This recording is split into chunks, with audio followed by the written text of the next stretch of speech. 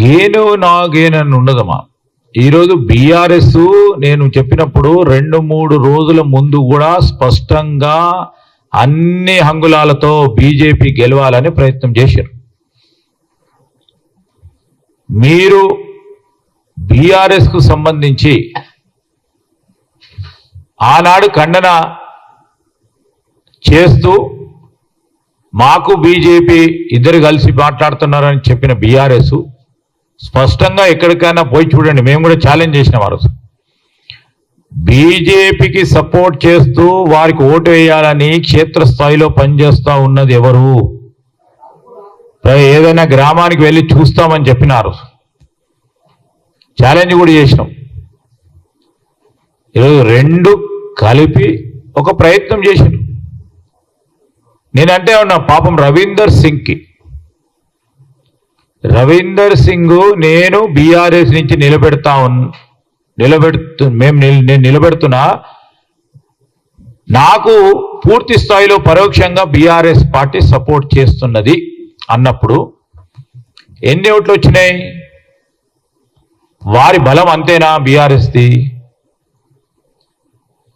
వారికి ఉన్న బలం అంతా కూడా బీజేపీకి సపోర్ట్ చేస్తే వారికి బీజేపీ మధ్య గల సత్సంబంధాలు, ఆ బంధం ఇంకా పటిష్టంగా ఒక ఫెవికాల్ బాండ్గా ఏర్పడాలనే ఆలోచనతోనే ఓ ప్రయత్నం చేసిండ్రు.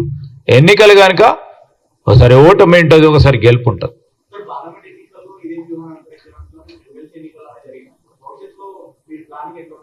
డెఫినెట్లీ మేము ఇవన్నీ కూడా ఆలోచన చేస్తాం. ఇప్పటికైనా కాంగ్రెస్ పార్టీ ఒక సిద్ధాంతం, సెక్యులర్ సిద్ధాంతంపై నడిచే పార్టీ. ఆ సిద్ధాంతాన్ని నమ్ముకొని ముందుకెళ్తాం. ఒక పక్షాన ప్రభుత్వం చేస్తా ఉన్న సంక్షేమ అభివృద్ధి కార్యక్రమాలు చెప్తూ పార్టీ పరంగా రాబోయే కాలంలో సంస్థాగతంగా కూడా బలపడటానికి అనేక చర్యలు తీసుకుంటాం, ముందుకు తీసుకెళ్తాం. ఎక్కడైతే చిన్న లోపాలు ఉన్నాయో ఆ లోపాలను కూడా సవరణ చేసుకుంటాం.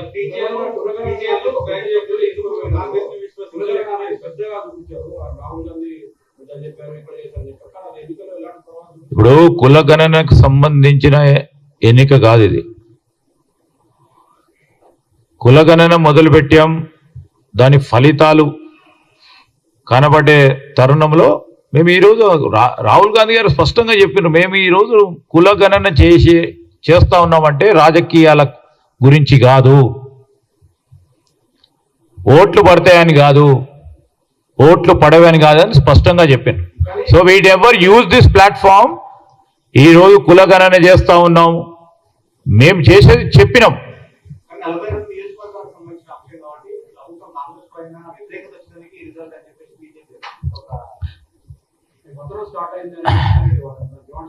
ఇప్పుడు మేము ఒకటే మాట చెప్తున్నాం, పతనమో రేపొద్దున రెండో మారు కాంగ్రెస్ పార్టీ అధికారంలోకి రావడానికో ఇదొక ఎన్నిక.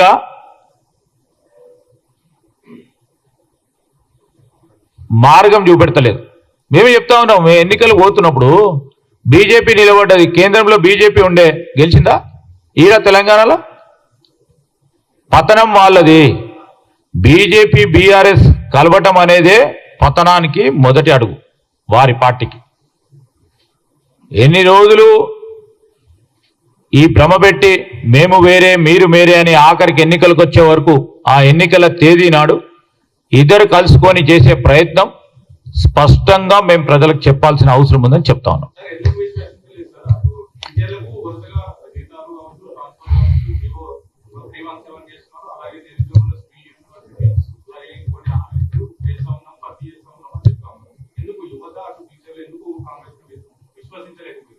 ఈరోజు కాంగ్రెస్ పార్టీని విశ్వసించకుంటే, కాంగ్రెస్ పార్టీకి సంబంధించిన ఆలోచన చేయకుంటే మాకు అన్ని ఓట్లు కూడా రాకపోతుండే. రైట్, విశ్వసిస్తా ఉన్నారు, ఇంకా కూడా చేయాలనే సంకల్పం, మీరు ముందుకు సాగాలని చెప్తా ఉన్నది కూడా కనబడుతుండొచ్చు కదా దాంట్లో. We take it everything in positive way.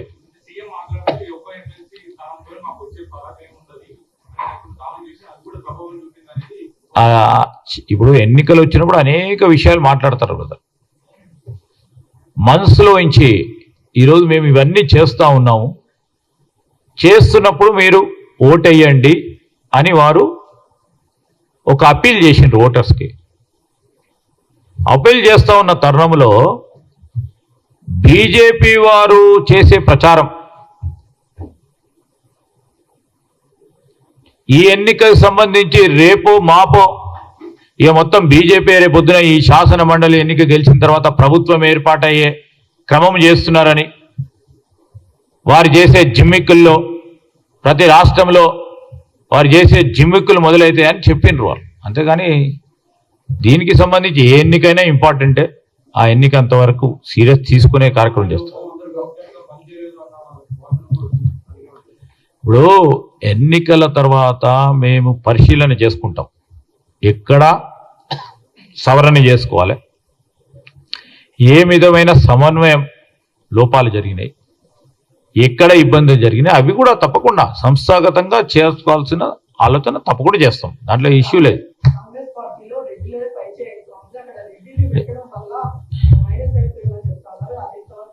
ఇప్పుడు గెలిచింది ఎవరు?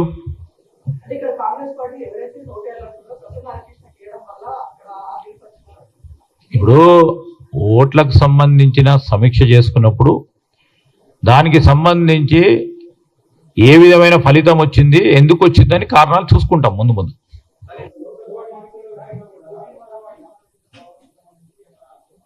ఏదండి,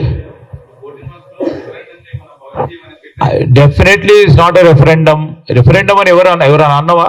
ఎవరికి వారు బీజేపీ వాడు ఇప్పుడు గెలిచిండనుక రెఫరెండం అని మాట్లాడతారు. ఎవరు వెనుకపోతలేరు. స్పష్టంగా మాకున్న కమిట్మెంట్ బలహీన వర్గాలకు సంబంధించి ఈరోజు మేము చేస్తా ఉన్న కులగణనకు సంబంధించిన సర్వే కార్యక్రమంతో పాటు మా కమిట్మెంట్, మా చిత్తశుద్ధి చట్టాన్ని తీసుకురావాలనే ఒక ప్రయత్న భాగంలోనే ముందుకెళ్తా ఉన్నాము. అది వచ్చిన తర్వాతనే ఎన్నికకి వెళ్తామని చెప్పినాము. ఇంకా మాకు ఎన్నిక ఇంపార్టెంట్ కాదు, మాకు ఎన్నిక ఇంపార్టెంట్ అయితే ఇప్పటివరకు చేసేటోళ్ళం అది ఎక్కడ పక్కన పెట్టి.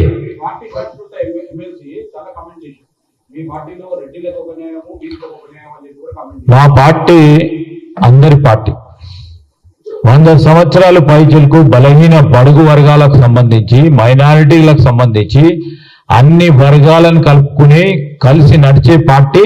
ఈరోజు ఒక బలహీన వర్గానికి సంబంధించిన కాంగ్రెస్ పార్టీలో ఉన్న సీనియర్ నాయకుడు, ప్రదేశ్ కాంగ్రెస్ కమిటీ అధ్యక్షుడు మహేష్ కుమార్ గౌడ్ గారు, వారి ఆధ్వర్యంలో యావత్ పార్టీ నడుస్తా ఉందంటే బలహీన వర్గాలకు సంబంధించి ఏ విధమైన ప్రాధాన్యత ఇవ్వాలి, అందరు కలిసి పనిచేయాలనే ఒక ఆలోచన దృక్పథం మా అఖిల భారత కాంగ్రెస్ పార్టీకి ఉంది కాబట్టి ముందుకు నడుస్తా ఉన్నాము. ఇదే ప్రధానమైన అన్ని ప్రశ్నలకి సమాధానం.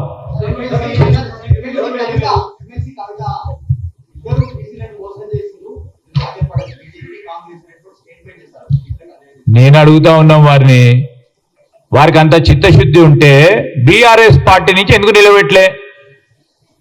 నిలబెట్టాలి కదా, నిలబెట్టయితే గెలిపించుకోవాలి కదా, ఎందుకు నిలబెట్టలే? రవీందర్ సింగ్ అనేటైన బలహీన వర్గానికి సంబంధించిన వ్యక్తి, నేను టీఆర్ఎస్ పార్టీకి సంబంధించిన వ్యక్తిని, నాకు అందరు సపోర్ట్ చేస్తారని నీ స్వయానా చెప్పుకుంటూ పాపం తిరిగిండు. ఈ ఒక్కసారి అడగలే, లాస్ట్ టైం కూడా అడిగిండు.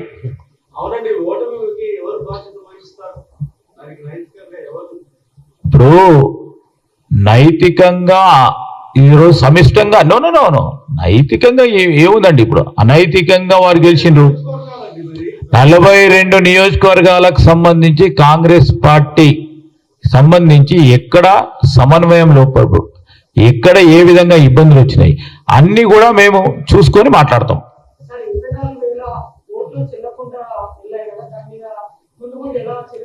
Definitely we appeal to graduates. మేము ప్రతి ఎలక్షన్లో కూడా, ఎలక్షన్ ప్రచారం కార్యక్రమంలో కూడా ఏ విధంగా ఓటు వేయాలి, ఏ అభ్యర్థికి ఏ విధంగా ఓటు వేయాలి, మా కాంగ్రెస్ పార్టీకి అభ్యర్థికి ఈ విధంగా ఓటు వేయాలని ఒక పరంగా వారిని ఎన్లైటన్ చేసుకుంటూ, ఎంపవర్ చేసుకుంటూ, ఎడ్యుకేట్ చేసుకుంటూ ముందుకు నడిచినాం. కానీ దురదృష్టకరం, బాధాకరం, ఎందుకంటే మాకే పెద్ద ఎత్తున నష్టం జరిగిందని కనబడతా ఉంది. అక్కడ సో ఇలాంటి ఎన్నికలు జరుగుతూ ఉన్నప్పుడు ప్రతి ఎన్నికల్లో కూడా ఈ విధమైన ఒక స్పష్టత రావాలి, గ్రాడ్యుయేట్స్ ఈ విధంగా ఓటు వేయాలని చెప్తూనే ఉన్నాం. ఇంకా పెద్ద ఎత్తున దీని పరంగా ప్రచారం చేసుకోవాల్సిన అవసరం ఉంది.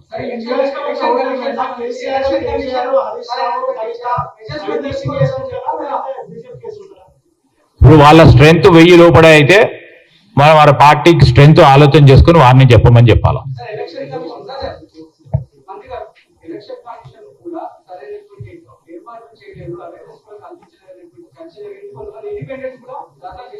అవును, ఏదైనా కానీ ఎలక్షన్ కమిషన్ ఆఫ్ ఇండియాకు సంబంధించి వారికి ఉన్న విధులు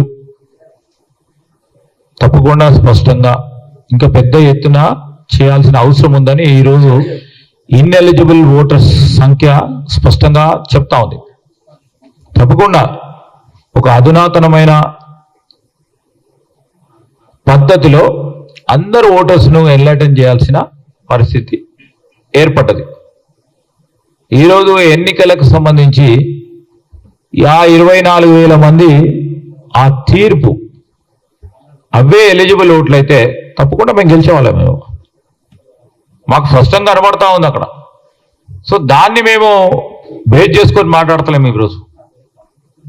ఈరోజు సరే జరిగింది ఎన్నిక, ఆ ఎన్నికకు సంబంధించిన ఫలితాలు వచ్చినాయి. ఫలితాలను గౌరవించాల్సిన బాధ్యత మాది.